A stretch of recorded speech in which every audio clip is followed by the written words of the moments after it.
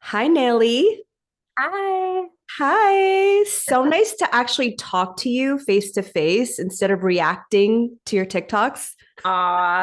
Yes, it's so nice to finally get on a Zoom and like do this. It's been really exciting because we've been following each other for a while and now Yeah, we get to have this conversation that we so badly want to have. I know. Um, Interestingly enough, though, I haven't followed you for that long. I started following you in October, and I don't remember if it was the video about calling out the spiritual community or a different video that I saw about climate, like where are the climate activists in speaking out about Palestine. But either way, I was very caught into your messaging and the way that you were delivering like your content on advocacy. And so that's how I found you, was through your TikTok. And then I kind of stalked you on Instagram. I I was like, hey actually girl, saw, hey, let's be friends. I actually saw your video when you were like you said something about people think that they're in the 5D, but they can't even handle the 3D. And I was like, this is the one, this is the one. Like that entire community of people that are like, I'm an empath and I like they're so much better. Like it's like this arrogance of their spirituality being like they know so much more than the rest of us. And then when it came down to it, and when it came down to actual collective liberation and like the awakening, they completely abandoned us. They abandoned ship. Crickets. Yeah. Yes, crickets. And it's like you were never about it. You were just you thought that it was going to be like rainbows and butterflies. And if there was going to be, any clashes, you would be involved. And because it's not you, now Yes. like that's not it. It's like you're a lot of people are have tunnel vision of what they thought that awakening was going to look like. And because it's not, they're like, I'm just blocking out everything until Mhm. I see it for what it is. Yeah, because in that video, you said a lot of the new age, like white spiritual wellness leaders, quote unquote, thought that they would be the leaders of the awakening, but instead they were Palestinians. And Mhm. so they weren't necessarily interested because they weren't centered in the awakening conversation. And I thought that was like, duh, like, yes. Yeah, it's like also just understanding like the way that people in the West are indoctrinated into believing that like Arabs are like savages and barbaric and they're these terrorists.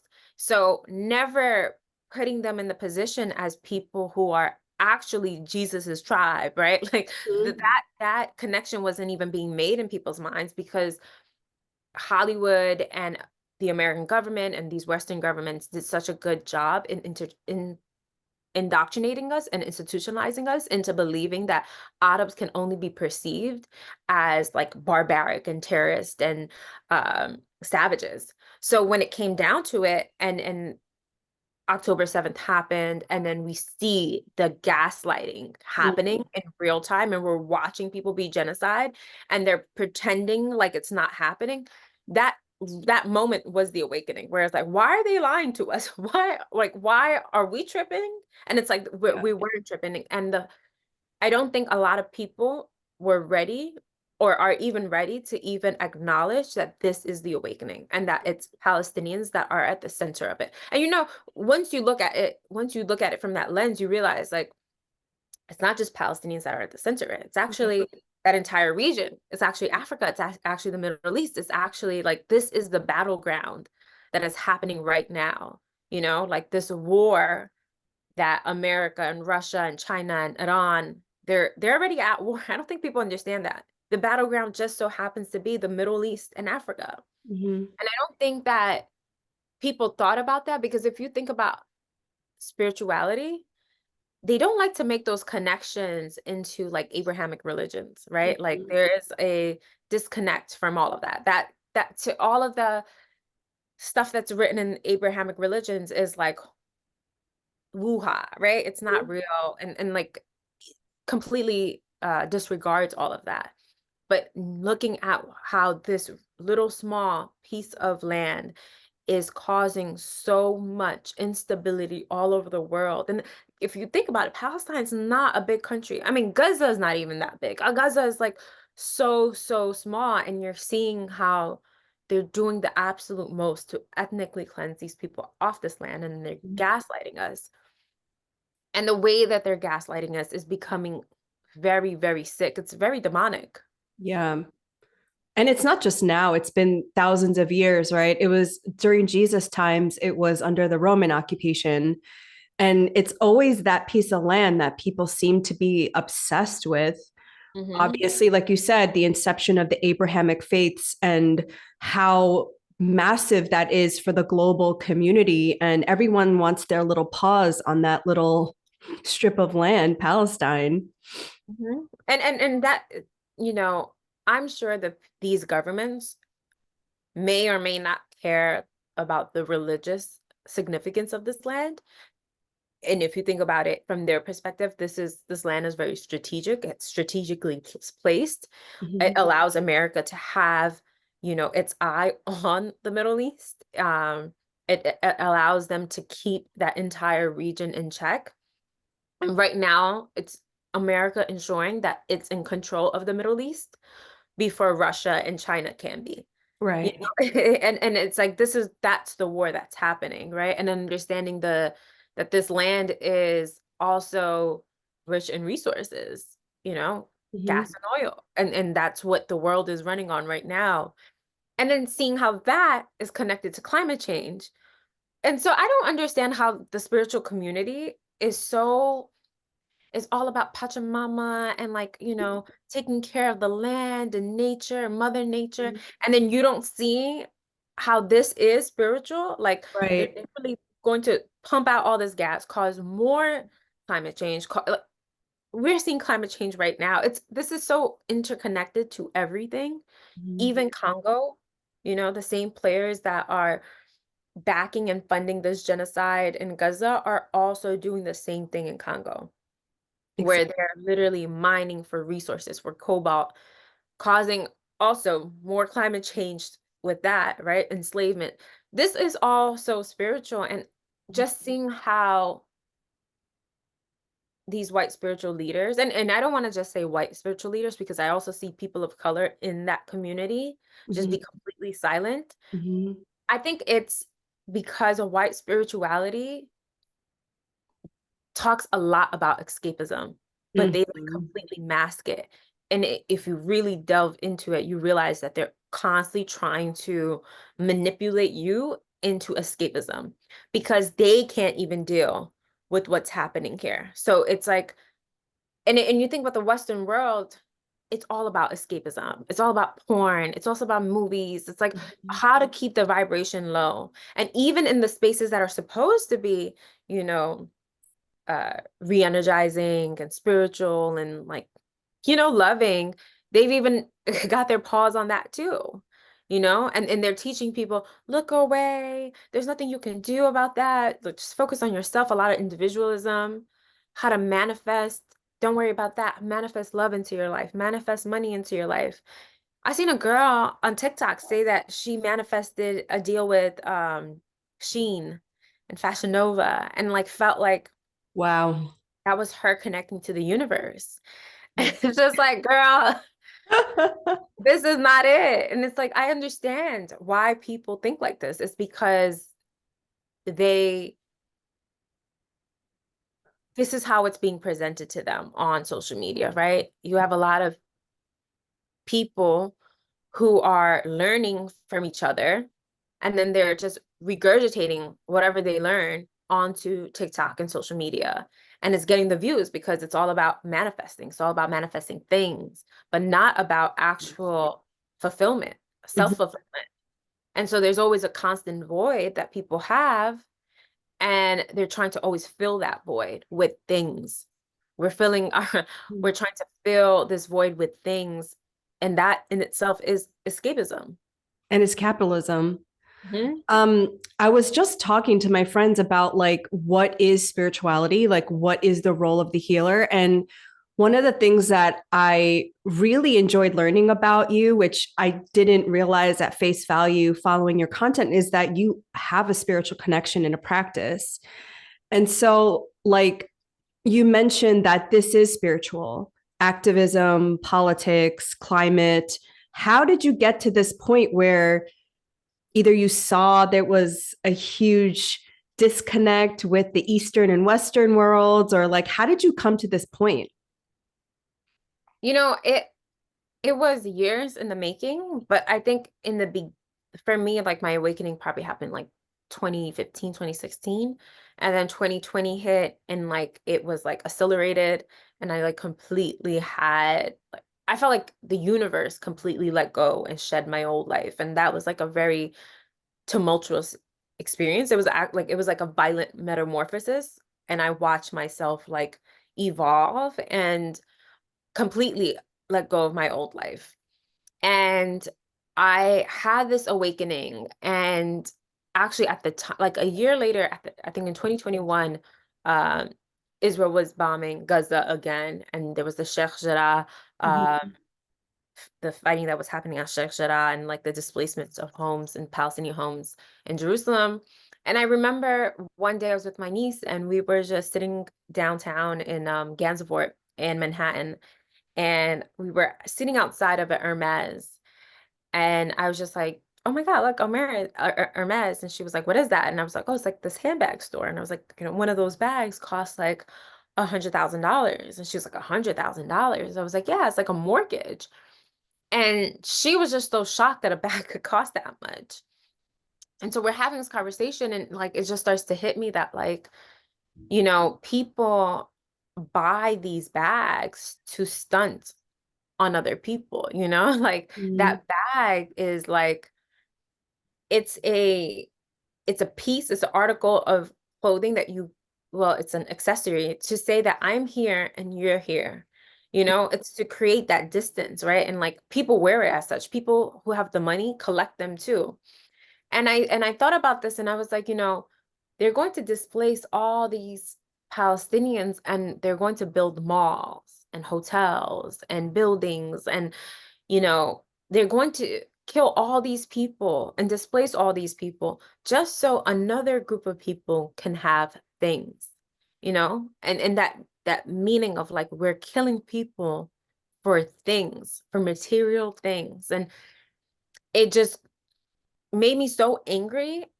And I was just sitting there fuming and I was like, how cool would it be if we just like went to different cities around the world where people were marginalized and asked them like, what are you wearing today and how much does it cost?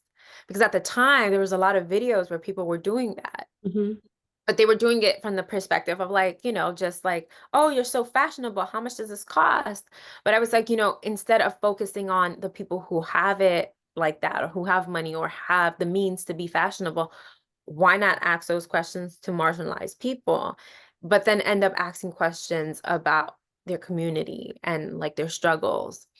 And so from there, we actually were like, okay, are we gonna really do this? Like this was so random. It was like this one day in the city. And we were like, okay, let's do ayahuasca and see if like this is what we really want to do. So we go to Costa Rica.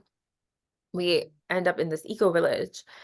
And we end up staying there for months because we thought that we would be able to do the ayahuasca ceremony that month. It was like November. And they were like, yeah, it's not going to happen until January. So we end up living in this eco village for like months. And funnily enough, that eco village was run by like Israelis and Europeans. So I like lived in this village with Israelis and Europeans with the mindset that I was already going to go to Palestine. And Mhm. so I didn't have like that was my first interactions with Israelis. I didn't prior to that I didn't have a lot of interactions with Israelis. And so that was like a very interesting experience enough. So I remember being there and just thinking like like I just sometimes it's like the way that they were talking about spirituality sometimes just made me laugh. Like it felt like more about the theatrics of spirituality. Do you understand what I mean? Yeah. Like it's more about like Aesthetics. aesthetics and like just I'm an empath and like everyone, like I don't know, sometimes I didn't know if I was being judgy, but sometimes I would just laugh. It was just like doing too much. But I did enjoy myself there. I felt like I did learn, and there were parts, they did meditation. There was like daily meditation that people would do at I think it's the Maloka. Mhm. Um and then there were things that we got to do. There was like some workshops and stuff. So there were parts of it that I liked, but then there were some parts of it that I felt was very performative and and like just like aesthetics. Um Especially because there was no people of color there as well. Um, and it felt like this eco village was in Costa Rica, but like they were so caved in and like Mhm. there was no actual like integration with the local community. So you Mhm. didn't see a lot of Costa Ricans come in, and they were very defensive about it when you asked about like the lack of uh diversity and stuff like that. Yeah. Anyway, so I have that experience. I end up going to Palestine. Um, I think maybe 2 months I came back home after Costa Rica. 2 months later, we go to Palestine. That was another spiritual journey. Obviously, I'm finally there. It was unreal to be there. And then just seeing the occupation firsthand, seeing what Palestinians have to go through, the vibrations Mhm. was like you could not deny that there was something special on that land and so beautiful. Um, but seeing like, oh my God, it's 20 at the time, it was like 2022, and just being like, people live like this. People are living under occupation. There's like an apartheid here.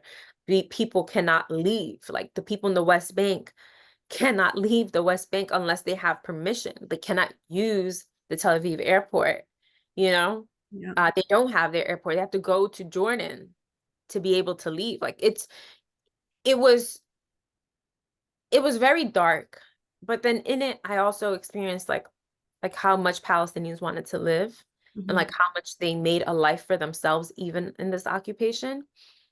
And when I came back from Palestine, I remember feeling so like I felt almost numb. I wasn't crying and I thought that I would be like really heartbroken. And I think it's because like when I came back, I felt like, yes, Palestinians are living under a physical occupation. But when I was looking around when I came back home to America, just realizing like Americans live under a psychological occupation, you know? And I felt like I saw Palestinians live, like they made the most of their lives, even under occupation. Like they were heavily educated. They loved life. Like I didn't see like the way that people are watching Palestinians in Gaza right now, like that wasn't my experience of Palestinians at all. Like Palestinians are very humble and like they would never put themselves in positions like to showcase their desperate need of help, like I think that also makes me feel really bad because I know that that's not the Palestinian way. And so I thought so much about that, and that was like also part of the spiritual process. It's like, yo, like everyone's living in pretend, and also part of my ayahuasca process as well, right? Sorry, I didn't even talk about ayahuasca, but um that's what the messaging I got when I did ayahuasca was like, go there. You should go to Palestine. You should go experience that and go talk about it. Like that is the mission for me. And just seeing like, oh my God, so much of the world is living in pretend. Um, and that was really hard for me because like I did all these interviews and people really didn't care about Palestine. I end up going to India next. And like India's like home of, you know, spirituality, right? Especially like Hindu, like so much of white spirituality has a lot of takings from Hindu spirituality, right? Mhm. From meditation to Reiki to chakras, Yeah. everything, right? Like Yeah. all of that really comes from even like the way that, vegans eat. They use a lot of the recipes from Indian people because they have all those vegan recipes. So I go to India and like another awakening, another enlightening experience. And I I remember connecting so much with Indian people because like me and my cousin who I do the project with, we could understand it, like Hindi, so we were able to connect a little bit more on deeper levels and talk to locals, and just seeing how like to them, you know, they when they say when they bow to people when they see you, it's because they're honoring the God in each person. So like they worship everything. They see God in everything. They see God in animals, they see God in human beings. It's actually really beautiful. And then seeing how so much of their spirituality is built on the foundation that like their needs will be met. So like the needs of others take precedence. Yeah. Uh, Having that experience, coming back home, maybe I came back home in August and then October happened. Seeing how, like, after all of that, all the people that I met, so many of the people that I met on my spiritual journey were completely silent about this genocide and still are silent about this genocide. And I'm so confused. And I just recognize that, like, it was all pretend. Like you weren't really on the journey. You Yeah. were just participating in the pretend and the theatrics of spirituality.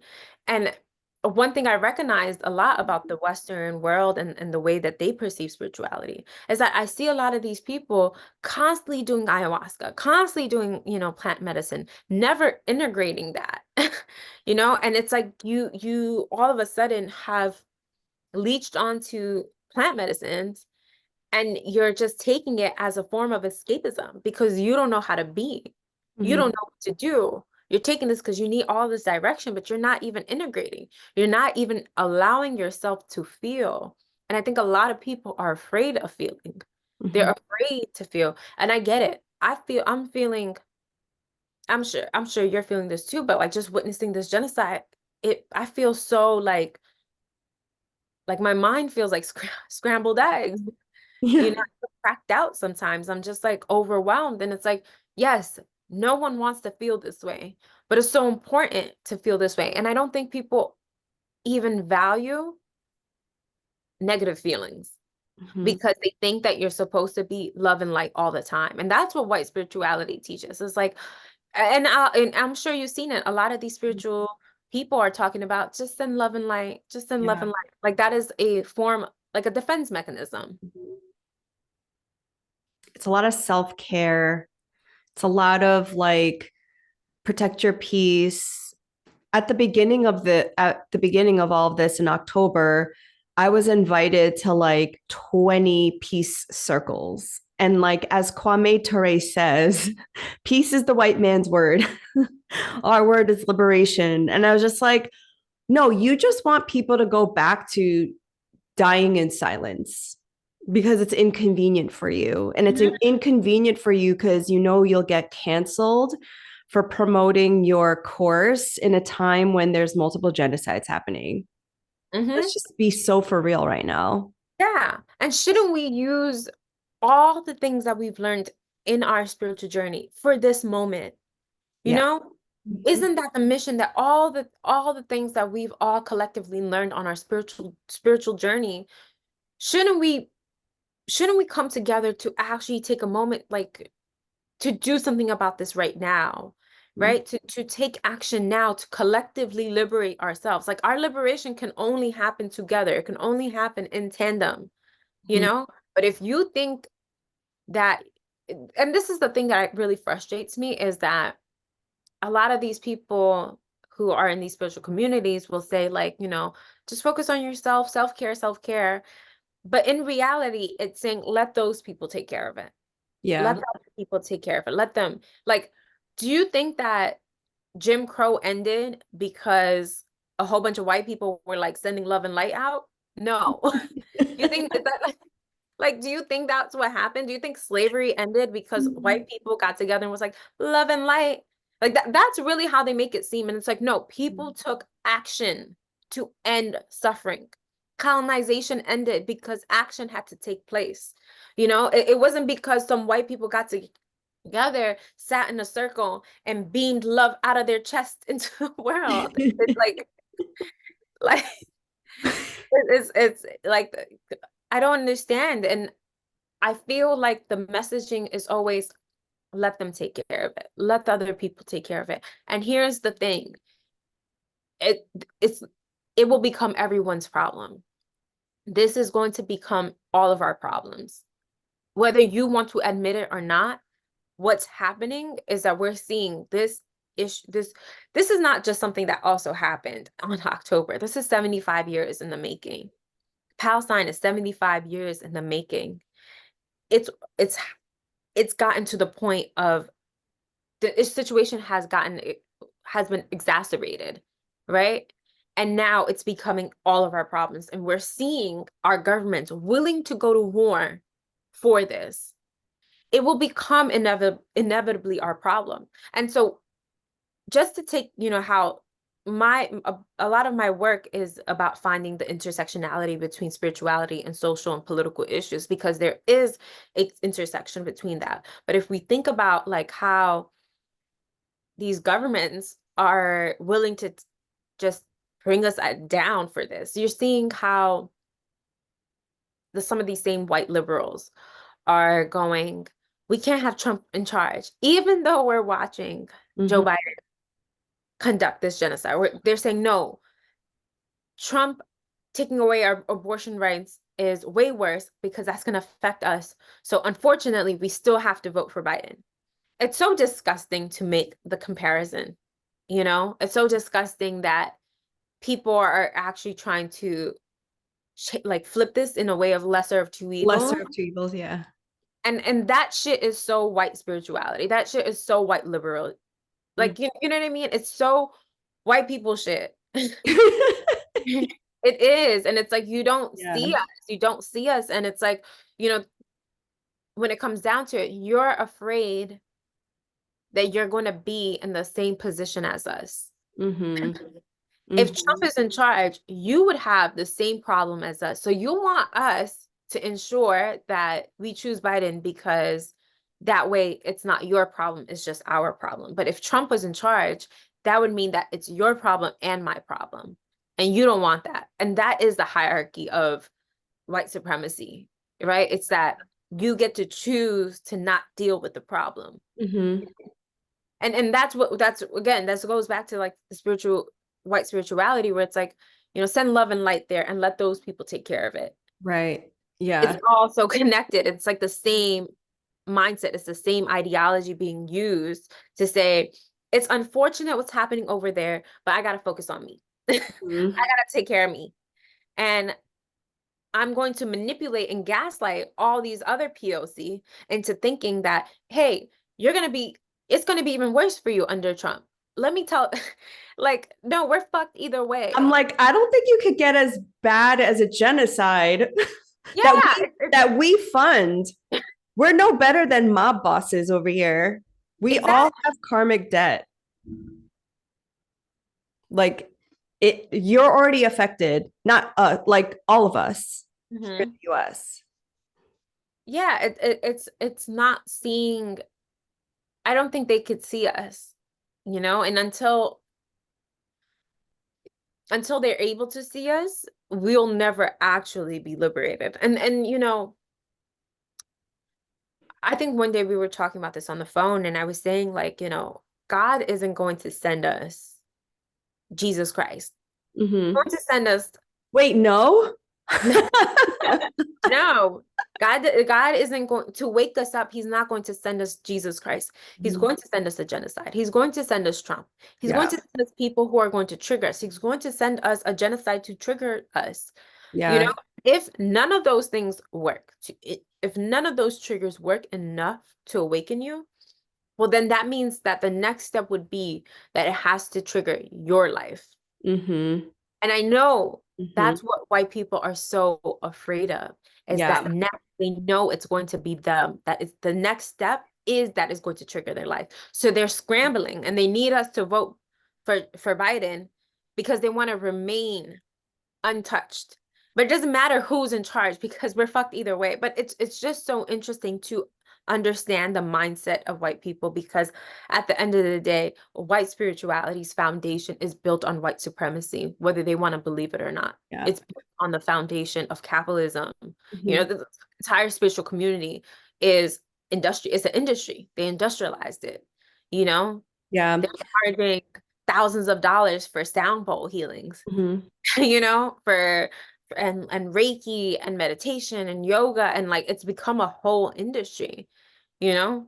Well, Where if you think back to the history of colonization, it's because the white Europeans colonized each other first.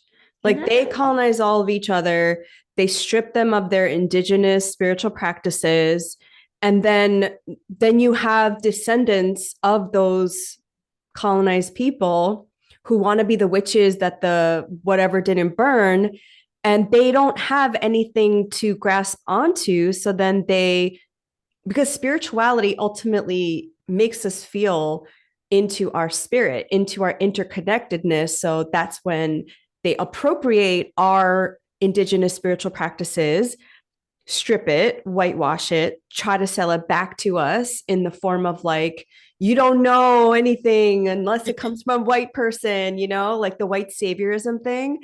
And then that's how that whole thing happened. So decolonization also needs to happen with white folks because it happened to you first. Yeah, and I don't think that this is why I'm saying it's like, because they're not able to see it right now, it has to hit their lives. It has to affect them. Mhm. Like oppression needs to happen to white people. Do you notice, like, yesterday I made a video saying, every time I say white people blink, I'll have white liberals comment saying, not all white people. And I gave the example of like the 10 countries that recently Mhm. just stopped aid to Gaza. Um, what I want to mention is that Ireland was not one of those countries. Why? Ireland's history, Yeah. Ireland's history of oppression. So it's like, because Irish white people experience suffering, they're able to relate to POC. They're Mhm. able to stand in solidarity with people of color and understand our suffering because their suffering is the same. But these other white nations never had that. They didn't Right. experience those 10 countries I named, didn't Mhm. have the sufferings. Think about Australia, like literally killed all these indigenous people. Mhm. America, Canada, But UK, colonized the world. they do have the intersection of class, which is what I think a lot of white folks do understand in that way, because the white people who are poor often get brainwashed into thinking that it's the other, right? Like the Mexicans are taking our jobs and the foreign people are taking our jobs. Meanwhile, like if, and this has been shown throughout history and why Fred Hampton was murdered, because he was trying to get all of these people at the intersection of also class together. Mhm. I think that, when we're looking at, that's the thing about white supremacy, is that its first victim is white people. Mm-hmm. Anytime you think about like the patriarchy, its first victim is, White women. you know, but it's usually the people in it, because Mm-hmm. that's the first people they have to colonize. It's the first people sorry, not colonize, indoctrinate, right? They Mm-hmm. need them to do their bidding. So Right. that's the Yeah. first victim. So when you think about the patriarchy, the first victim is men, Mm-hmm. right? Because they need men to show like, no, this is for us, Yeah. this is To for buy us. in. Mm-hmm. Yes. Same thing with white supremacy. It's like, no, white people, we are the top ones. You indoctrinate them so that they can uphold the Mm-hmm. supremacy, the hierarchy. Just like, patriarchy takes on men, first victims, so that they can uphold the patriarchy. You get what I'm trying to say? Yes. So, and then from there, they do the entire dirty work for them. Mm-hmm. And here's the thing, at the end of it all, those people end up getting hurt the most. The Mm-hmm. patriarchy has literally hurt men in the long run. We have a whole bunch of broken men in the world who are unable to communicate, who feel like it's not masculine to talk about your feelings, Mhm. You know, I the other day I wrote something like, the world is run by little men with fragile egos, willing to kill us all just to prove that their dick is bigger. Yeah. And I had some people comment saying, "Oh, women are the same. Like, you know, you shouldn't make these like comparisons." And it's like, you know, just a few days ago, I did an interview with a woman from Tigray. There was a genocide there in 2020. Mhm. She told me 350,000 women were raped in Mhm. Tigray. The dehumanization was so bad that the militias forced fathers to rape their daughters in front of the entire family. She told me the story about how she researched and she documented all the crimes that were happening. She said one of the girls told her that she was raped by 15 men, and because she wasn't wet enough, they poured gasoline on her and they raped her like that. And then they were smoking cigarettes and they were using the cigarettes to burn her in her vaginal area. When you think about these types of very vicious and violent crimes, these are men doing this to women, right? Yeah. You will never hear women come out in mass as a collective and just do violent shit to men and children. Yeah. You know, like to say that men and women are the same, it's so unfair. Because we've never lived in a world where women were dominated, or Mhm. we're the ones dominating. And to make that comparison, because there's Hillary Clinton and Kamala Harris, and so, you know, there's these few white women that were invited into the patriarchy. We're going to say that women are able to be just as violent. But in the history of the world, women have never committed a genocide. Right. It's As a always been white men mostly. yes. Yeah. Well, if we think about Tigray, this is actually that was actually Eritrea and Ethiopia committing genocide. But when we think about these things, it's like, or you think about the Rwandan genocide, these things Mhm. can happen, but it's like we're thinking about a patriarchy too, right? That Mhm. in itself is also spiritual. Mhm. And people think that it's men and women, but it's actually the design of the world we live in. It's like these masculine and feminine traits. What is masculinity? And it's like we live in a world where women are more masculine than they are feminine. Mhm. We are There's so much masculinity all over the world. Did you know that in cities across America, they plant masculine trees? Yeah. and Yes, I do. and it's because they female trees would reproduce more, and female Mhm. trees actually um Have the fruit. Yeah. they have the fruit. They also dig deep into the ground and they break up the concrete. The feminine trees are actually a lot more stronger. They cannot stand to be in a city because they would break up all the concrete. So because there's so much masculine trees in cities across America, we have so much pollen because that is like the Mhm. tree sperm. Yeah. I always tell my mom, that's the tree sperm in your nose. Yes, that's why we all have allergies. And it's like, you know, we all allergy season Yeah. comes in. It's like Mhm. that is also spiritual too. There's so much masculine energy everywhere. Yeah. You know, and cities are known to be like very hustle cultured. So you think about like we live in such a purely masculine world.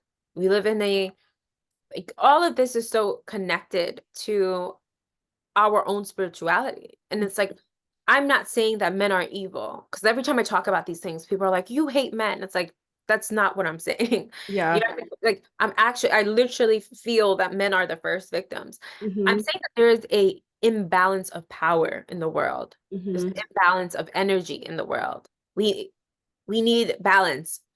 We need feminine energy now. There's Right. way too much masculine energy. And that feminine energy isn't just about women, it's also about men Mhm. bringing out their feminine energy and Mhm. feeling safe to bring that out. It's the Right. compassion. Yes. I had this call recently. I think you were on it where we were doing like a healing session for Mhm. Palestine. Mhm. You know, 95% of the people that called in were women. Mhm. I think there was like 250 people on the call, but like 95% were women. I think, what does that say? You know, are men not feeling? I'm sure men are feeling. I'm sure men are watching this genocide and feeling heartbroken, but why do they feel unable to, talk about their feelings or to, come to these circles where women are dominating, right? Maybe they feel intimidated. There's too many women there, but Mm-hmm. it's like that's the life for women anywhere, right? Like we go to work, it's like dominated by men, Yeah. right? Like we have to, women are put in positions where we have to feel uncomfortable to do these things. Right. Like men feel weak to come into our spaces. Mm-hmm. But don't you want to know what we're talking about? Don't you want to Yeah. talk? Aren't you just curious? Don't you want to just be nosy just to know? And like, why are the women only healing? Or like at least putting the effort publicly into healing, Because ultimately I believe we heal in community. Mhm. I personally believe there is a time and place for mental and talk therapy, but like in order for us to, like you said, like move and change, we have to do it together. And so it's Mhm. like, are they healing? Like, what are they Yeah. doing? Yeah, I want to know too, right? Like, are you, I've talked to some of my male friends and I'm asking them like, how, like, do you guys talk about this? And they're like, actually, a lot of people don't. A lot of my friends are not really talking about it. You know, they'll probably look at it and they say like, hey, that's fucked up, what's happening? And but like a lot of people don't really want to talk about it. But like with women, like my female friends, this is all they can talk about. I Yeah. have I have friends that are mothers, and have been taking this really hard. Some of them are actually disconnected with their partners because like their partners don't understand why they are Mm-hmm. feeling so much. Mm-hmm. And so not being able to connect with their partners through this genocide is even like hurting their relationships too, right? And Yeah. it's like the mother, you're seeing another mother hold on to her child and like grieve. Mm-hmm. Uh, and for them, it's like, how are you not seeing that? Like, don't you, like, we have kids, Why aren't you looking at this and feeling away? So there's like, there's so many layers to all of this, when you begin to dig. Mm-hmm. I think everyone is so defensive. Everyone feels attacked. Like if I talk about these things, I feel like sometimes men feel attacked. Talk about white spirituality, white people feel attacked. And it's like it's not calling you out, it's calling you in. Mm-hmm. It's trying to call you in. We need men to evolve with us. We're not saying men are evil. And it's like, but we need men to evolve with us.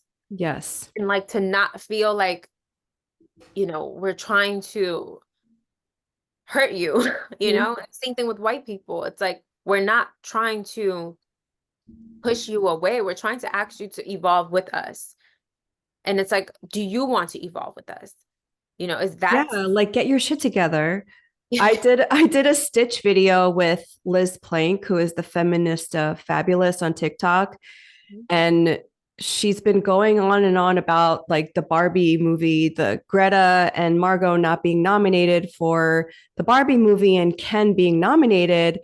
And I stitched her video and I didn't realize it went viral, but I basically said like, what about the women in Gaza? Like they're having C-sections without anesthesia, they're having miscarriages. There's no tampons, there's no like menstruation products, so they have to use like tent scraps. And what about the Congolese women and the Sudanese women, And so many people were on like, yes, but and then there were so many white women who were like, why can't we have both? Like, why can't white women also have this? And I said, well, why don't you talk about America Ferrera or Lily Gladstone? Like, why is it the two white women? Like, why does it always have to be that way? And I honestly relate whiteness to blindness. It's like in their mind, they cannot see a reality where it's like intersectional, but they just want validation from white men, like their counterparts. Yeah, I also think that like white women, um, it's like that entire movie was about white women. They White threw in, feminism. yeah, they threw in America Ferrera and Issa Rae and like, look, we're diverse. But the entire storyline is about white women. So the main character is a white blonde woman with blue eyes. Like this is about a story about white women, and it's why white women love it because they're the victims of this story. And it's Right. so crazy that even in witnessing your own victimization, you cannot see the other victims. Yes. Your victimization takes precedence. You Yes. know, you being the victim takes precedence over everything. And it's so unfortunate that you can recognize and comprehend and contextualize your suffering and then not be able to see other women, you Mhm. know, Mhm. and then saying, oh, why not? Why can't we do both? Are you doing both? Are you doing both? You're not doing both. Not. No. These bitches, I'm sorry to say it, did not has Greta Thunberg, like, sorry, what's her name? Greta? Greta Gerwig. Okay, I was gonna say Thunberg. Not That's her. We like her. she's activist. But her and like Margot Robbie, how much have they spoken out about Gaza? Are they talking about what's happening? Are they talking about this genocide? No, they're not. So why the fuck do I care about if they got an award or not? Why should I care? No, it's not gonna happen. We cannot do both if they're not doing both. Exactly. I'm so over women of color being called into feminism, into white feminism, when it really is not for our benefit. Mhm. White feminism is about upholding white supremacy to ensure that white women continue to thrive while women of color are literally manipulated into believing that it's about them as well. But all we're really doing is upholding white supremacy, you know? Mhm. Until and that's why I'm saying it's so important to call them out on those things because it's like I will not support white women until I feel that white women are actively and aggressively supporting women of color. And that's why I will continue to say white women are not our allies. And again, like this video that I did yesterday is just like whenever I say white people and then like white Like, liberal. oh, not me. Yeah. And it's just like if it's not about you, then it's not about you. You Yeah. don't have to take offense. It's not about you. I'm talking the people who know who I'm talking about know who I'm talking about, right? It's like you cannot truly be an ally and not see how the system, white supremacy, infects all of our lives, how it's right now infecting our lives. It's causing a massive genocide. What they're doing to Palestinians in Gaza is cruel. It's cruel. That's it. This genocide is taking turns that I've never seen. It's like levels of cruelty that I cannot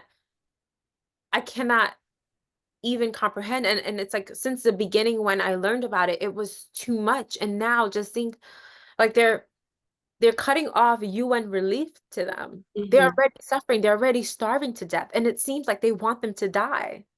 They I want them to I die. think no, they do. They want to erase them. That's the whole Yeah. problem.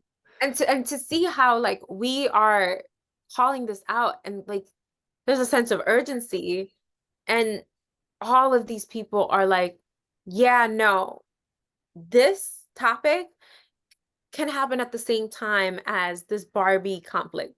I'm like, what world do you live in? What reality? Today I was Wild. going to talk about, how so many people are talking about Palestine through the lens of like, this is a trend. It's trendy to talk about Palestine, like this is a wave and that it'll pass. And I thought about how, sorry, can you hear the, okay. No. I thought about how because people are outraged about everything, and I talked about this about a couple years ago. I was saying people cancel everybody and everything for anything, Mhm. and you're outraged about everything. But one day something's going to happen, and people are going to treat it like it's on the same level Mhm. as all the other outrages. Mhm. uh, and that's what we're seeing is that people think that this genocide is just another thing to be outraged about, and they're treating it like some other celebrity drama, and it's not. And the fact that people are not able to discern like what really deserves our outrage, and what doesn't, and what deserves a conversation, maybe people cannot discern that. That's really scary. Yeah. And watching this genocide play out, and you have all of these communities, all of these people just completely radio silent. You know, you have these spiritual communities. We're talking about men, we're talking about businesses, like corporations, we're talking about institutions, we're talking about just like people are in this, like, I don't know, it feels like a simulation. And Mhm. it feels like the people who are seeing it, like, we're the only ones that are like really holding it together. One of the things that we talked about was how people of the global majority, like POC, people of color, are it like almost hurts more when it's them being quiet. And I was sharing with you one of my, well, former friends. We're not friends anymore, but she is a Black woman who is a yoga teacher, and you know, same deal, like all these spiritual wellness people, community and collective liberation. But then when it came down to this, it was silent. Mhm. And I called her in privately. I didn't like do it publicly, just through text message, like, hey, are you going to say something? Are you going to do anything? And she said, I'm specifically and intentionally staying quiet on social media because these aren't the conversations you have on social media. And I personally disagree with that, because if you're a teacher and your community are Arab or Palestinian or brown, like, how did they know, right? Because these are all parasocial relationships that we have with each other. What are your feelings about that? Like, do you think people have to be, like, obviously doing the work outside, like in real life, talking to people, protesting, calling reps, but do you also believe people should be as vocal on social media as well? Absolutely. I think that's what Palestinians in Gaza are asking us to do, right? They're telling us, please don't stop talking about us. Mhm. Please keep this conversation going, because it's like this is an information war. This is an information war. So much of why this genocide and this ethnic cleansing has been going on for so long is because of the lack of information. For 75 years, Israel has been able to control the narrative. They've been able to control what gets out. The majority of the world did not know what was happening to Palestinians until October came around, where all eyes were on there. And then people started digging and digging and digging and was like, wait a minute. Now there's like an absolute shift in narrative where people are like, Huh? no, Palestinians are definitely the ones who are oppressed. Like, we had it wrong all along. That's because there was an information war, and that information war is still happening. And so in order to ensure that we stop this genocide, we have to be utilizing our social media, you know? And it's crazy because it's like, if it's not social media, then what is it? Just protesting? You know, I had a friend who is also from a marginalized community, and recently she was just like, I think something happened where like the protesters were blocking the bridges. And she's like, Mhm. they shouldn't be doing that. Like, that's going to pull people away. And I was just like, it's so crazy because when it was her community, she Mm. um Mhm. I remember her being like extremely angry and feeling like it was okay to be violent and aggressive. Yeah. But when it's like the other way around, when it's another community, you feel what? Like, you feel like they should be respectful. And she was like, yeah, because, it's not us that's doing it. It's our government. So why are the pro-Palestinian protesters um uh disrupting regular people's lives? And I thought that was so interesting because it's like, you don't see how our American tax dollars has been paying for this ethnic cleansing for 75 years. You don't see how blood is on all of our hands, or like we could have done something about this years ago. It, these types of things, I don't know if it's like her just trying to not deal with this anymore because it's overwhelming, but like, you know, we absolutely need to be utilizing social media. We absolutely, like, this is the least we can do, is to continue talking about it on Mhm. social media. And I think it's a cop out. I think it's cowardly I to think so. Yeah. say I'm not going to talk about this because it's not a conversation to happen online. Well, when it's your turn, we'll see how you feel about it. And everyone gets a turn. And it sounds like maybe her people did have a turn, and people, right? You just said that when it was her people. And also, blocking the bridges is nonviolent protesting that has literally worked throughout history. That is what contributed to the end of the South African apartheid. So I don't want to hear anybody talking about these bridges shutting down and these marches and protests not working, because they do. Yeah, and it's like, Crazy. we're watching babies be murdered and And like, blown up into little pieces. yeah, I think that there are times where I want to just be like, where I just want to like, go out and just fuck something up, but it's like so far all the protests have been peaceful. It's insane that people have kept it together for this. Mm-hmm. And there hasn't been any rioting. They haven't rioted. They haven't burned the cities down, you Mm-hmm. know? And it's just like even that is not enough. It's like no, you have to continuously be peaceful and protest, even though it's not getting us anywhere, even though the situation is becoming more and more dire. Yeah, there's still no ceasefire. And Um, as somebody who, you consider yourself a spiritual person, and you're witnessing multiple genocides, and you're really in it, like you do a lot of research, you talk about it on your social media.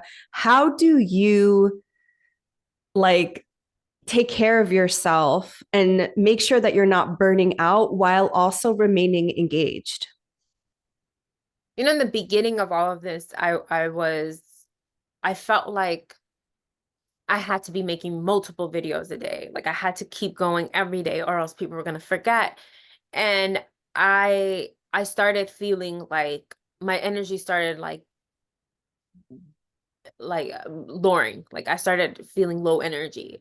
And it started affecting me mentally and physically. And I was like, okay, am I centering myself by believing that if I didn't post a video today, then everything would go to disaster? Like is that centering myself? Mm-hmm. And so it was like, okay, let me take a step back and just think for a second. And I realized I had to take care of myself. And I was like, I'm not going to be useful to the movement or to Palestinians if I start to have health issues and physical health issues. And then that becomes what I have to focus on, right? Right. Yeah. It's like now I have all these doctor's appointments that I have to make, and like that's where my time is going. So I started getting back into having a routine, a practice, and meditating, praying, yoga, like taking care of my body, and like also time where I am just with me. And Mm-hmm. like I'm able to listen to myself, like hear my intuition, right? Our Mm-hmm. intuition is our gut. So making sure your gut health is always clean is so important because that's where you get all your intuition and that's where so much of our trauma lives. So like really taking care of my body so that I can actually hear instructions, like, really hearing my highest self. And I think that much of our journey here on this planet is to merge our human self with our higher self. And Mm-hmm. our highest self is always someone that I imagine to be God, right? And so once you merge those two together, it's so important to create from that space. Like when you really feel that God is working through you, using you as a vessel, God is using your human body as a vessel to create. And what we create has to be useful and resourceful to the movement, to the collective liberation of all people, to really, to really create the new world. And Hmm. I think I really do believe that women are being called right now. I Yeah. think that's why there's so many more women that are single now. Yeah. There's women, and it's all for a reason. I think God is calling women right now. Hmm. And, you know, sometimes I feel that people don't appreciate women. But women were created with a portal in our bodies. You Hmm. know, we literally have a portal in our body that is connected directly to God. You Hmm. know, we give a life within our bodies. We are creator within our, God created us, but we are also like designed to also be creators. And that is special. And we It's don't very have, special. yeah, and we don't have to, reduce ourselves all the time. I feel like women are always reducing ourselves to be equal to everyone else. But I think that has been hurtful to this world, is that like women should be the pillar. Women in any family is the pillar. The mother is always the pillar. Like literally husband depends on her, kids depend on her. And Hmm. it's all, but it's somehow we live in a patriarchal world. Yeah. And it's like, I'm not saying again, not all women. I hate when I say it. I'm like, not all women are like that. It's just like, yes, I understand. I understand not all women, right? But when we're some things are innate, and Hmm. this is very much innate. And when we think about this, it's like we don't always have to reduce women down, especially when women are already reduced and oppressed in any society, you know? Yeah. Uh, I think just recognizing my own power as a woman, my own power as an individual, and thinking about like, okay, how can I take care of myself so that I can extend that compassion to someone else? Hmm. Main reason a lot of people are looking away from what's happening is because they're not able to give themselves the compassion themselves. So they can't even afford to give it to some Palestinians in Gaza. We Hmm. got a world full of people who are unable to be compassionate to themselves. You know, we think about entire culture of ghosting. You know, this is whack shit. You Yeah. can't even communicate. If you can't even communicate, like that's a person that's unable to be compassionate to themselves. They can't even tell you goodbye. You know, that's the world we're living in. So I think really ensuring that yes, self-care is so important to me. Yes. This goes back to spirituality, but it's not at the expense of others. Hmm. You know, I'm not so focused on my self-care that I completely block out the entire world and that becomes the focus of my life. I take care of myself so I can show up for others. I Yeah. take care of myself so I can be there to stand up for others, like be in solidarity for others, because the goal is all of us.